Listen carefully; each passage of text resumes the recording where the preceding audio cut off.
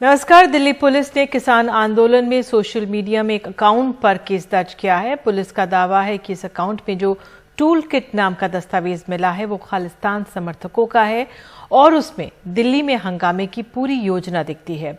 हालांकि केस में पुलिस ने किसी शख्स का नाम नहीं लिया है, लेकिन माना जा रहा है कि जांच के केंद्र में ग्रेटा थनबर्ग हैं। जलवायु परिवर्तन के खिलाफ लड़ रही पर्यावरण योद्धा ग्रेटा थुनबर्ग ने जब भारत में किसान आंदोलन का समर्थन करते हुए टूल किट के जिक्र के साथ ये ट्वीट डाला तो दिल्ली पुलिस हरकत में आ गई। दिल्ली पुलिस का दावा है कि ये टूल किट खालिस्तान समर्थकों ने तैयार किया है और इसी आधार पर उसने एफआईआर दर्ज की है। दिल्ली पुलिस ने जो ऑथर्स हैं टूल किट के, उनके खिलाफ एक केस दर्ज किया है।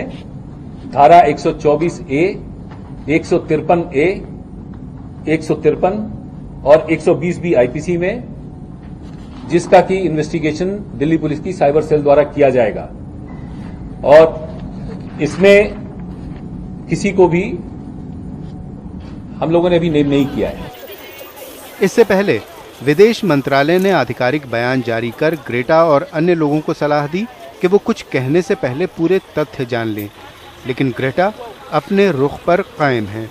उन्होंने फिर ट्वीट किया, मैं अब भी किसानों के साथ खड़ी हूं और उनके शांतिपूर्ण प्रदर्शन का समर्थन करती हूं। कितनी भी नफरत, धमकियां या मानवाधिकारों का उल्लंघन उसे बदल नहीं सकते। इस बीच ग्रेटा थुनबर्ग और रियाना जैसी हस्तियों के ट्वीट्स के बाद भारत में तरह तरह की प्रतिक्रियाएं आ रही हैं। बुधवार को सरकार के समर्थन में कई सितारों के ट्वीट्स के बाद गुरुवार को दूसरी तरह के ट्वीट्स भी आए। जानी मानी अभिनेत्री तापसी पन्नू ने लिखा, अगर एक ट्वीट से आपकी एकता हिल जाती है, एक चुटकुले से आपकी आस्था हिल जाती है या एक शो से आपके धार्मिक विश्वास हिल जाते हैं, तो आपको अपनी मूल्य चेतना को मजबूत करने पर काम करना चाहिए ताकि दूसरों के लिए प्रोपेगेंडा टीचर न बने। एक दिलचस्प और तीखा ट्वीट क्रिकेटर मनोज तिवारी ने भी किया, अपने बचपन में मैंने कठपुतली नाच कभी नहीं देखा, ये नाच देखने में मुझे 35 साल लग गए। जबकि क्रिकेटर इरफान पठान ने शालीनता से याद दिलाया कि कई बार जरूरी मसलों पर बोलना सही होता है। उन्होंने ट्वीट किया, जब अमेरिका में पुलिस वाले ने जॉर्ज फ्लॉयड की क्रूरता से हत्या की थी, तब हमारे देश ने उचित ही अपना दुख जताया था। उधर बीजेपी की सांसद मीनाक्षी लेखी ने ग्रेटा थुनबर्ग को नोबेल प्राइज विजेता बता डाला, जबकि वो बस नामांकित हुई हैं। वो बच्ची है, मैं उसका क्या विरोध करूंगी। मेरे हाथ में होता तो मैं उसको बाल पुरस्कार देती, लेकिन हाँ, नोबेल पीस प्राइज से जरूर उसका नाम हटाती, क्योंकि एक तरफ नोबेल पीस प्राइज जो है अच्छी एनवायरमेंटल प्रैक्टिसेस के लिए दिया जाता है। जो लोग आग लगाते हैं और एटमॉस्फेयर को प्रदूषित कर रहे हैं, जो लोग पानी की अव्यवस्था करके जो गलत प्रैक्टिसेस कर रहे हैं, उनके साथ ये खड़ी हुई हैं। इस ट्विटर युद्ध में कंगना रनौत के कुछ ट्वीट शहीद हो गए। ट्विटर ने उन्हें अनुपयुक्त पाते हुए हटा दिया। और आपको बता दें, इस बीच समूचे ट्वीट प्रकरण में दोनों सरकारों के बीच हलचल है। भारत ने म्यूचुअल लीगल असिस्टेंस के तहत अमेरिका से अनुरोध किया है कि वो सिख फॉर जस्टिस या रेफरेंडम 2000 की जांच करे। इससे पहले अमेरिका ने कहा कि शांतिपूर्ण प्रदर्शन फलते फूलते लोकतंत्र की निशानी होते हैं। साथ ही उन कदमों का स्वागत है जो भारतीय बाजारों की क्षमता बढ़ाएं और ज्यादा निजी निवेश आमंत्रित करें। अमेरिका ने बेरोक-टोक इंटरनेट को भी लोकतंत्र के लिए जरूरी बताया है। भारत ने इस पर प्रतिक्रिया देते हुए कहा है कि भारत और अमेरिका लोकतंत्र के मूल्य साझा हैं। कैपिटल हिल और 26 जनवरी की घटनाओं को लेकर दोनों की एक जैसी भावनाएं हैं। इंटरनेट पर कुछ जगहों पर रोक एहतियाती कदमों के तौर पर लगी है। गाजीपुर बॉर्डर पर 10 विपक्षी दलों के 15 सांसद आज किसानों से मिलने के लिए पहुंचे, लेकिन बाड़बंदी के कारण उनसे मिल नहीं सके। गाजीपुर में ही किलो को एक जगह से हटाकर दूसरी जगह लगा दिया गया है, क्योंकि स्थानीय लोगों को परेशानी हो रही थी, ऐसा पुलिस ने कहा है। हमारे सहयोगी रविशंजन शुक्ला की रिपोर्ट देखिए। 10 विपक्षी पार्टियों के सांसद सुबह बस से गाजीपुर बॉर्डर पर आंदोलन कर रहे किसानों से मिलने पहुंचे। पुलिस के पहले राउंड के बैरिकेडिंग के अंदर तो पहुंच गए, लेकिन कटीले तार पुलिस बैरिकेड की 13 लेयर की सुरक्षा वो नहीं भेद पाए। एक तरफ किसान, दूसरी तरफ सांसद और बीच में कटीले तार और कील लगी फेंसिंग।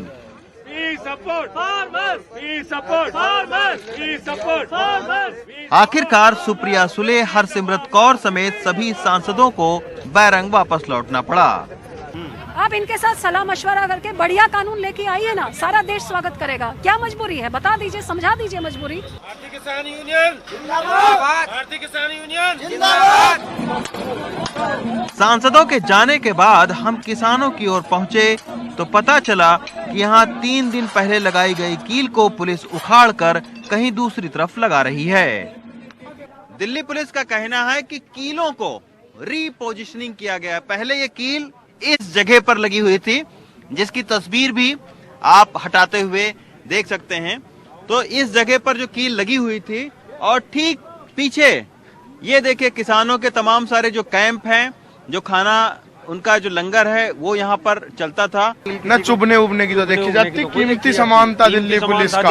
अगर खो जाती तो चोरी की रिपोर्ट कर देते, चोरी ना करते, 395 डकैती बताते।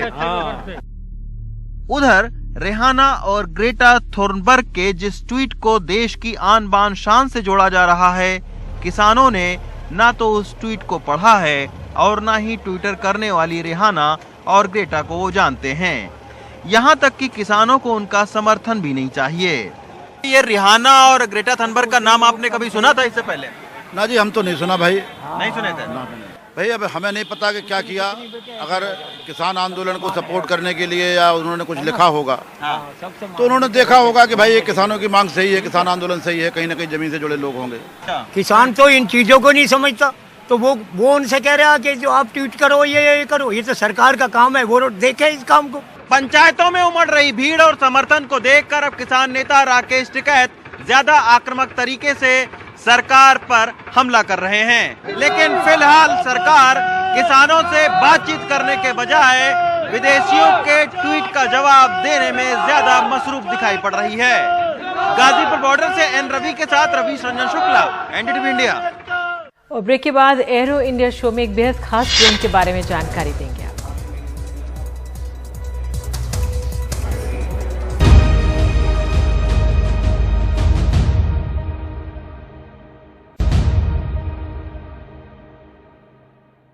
ड्रोन तकनीक पर तेजी से काम किया जा रहा है। लद्दाख की पहाड़ियों पर रसद और हथियार पहुंचाने वाले ड्रोन हेलीकॉप्टर यानी RUV-200 अगले साल तक काम करने लगेगा।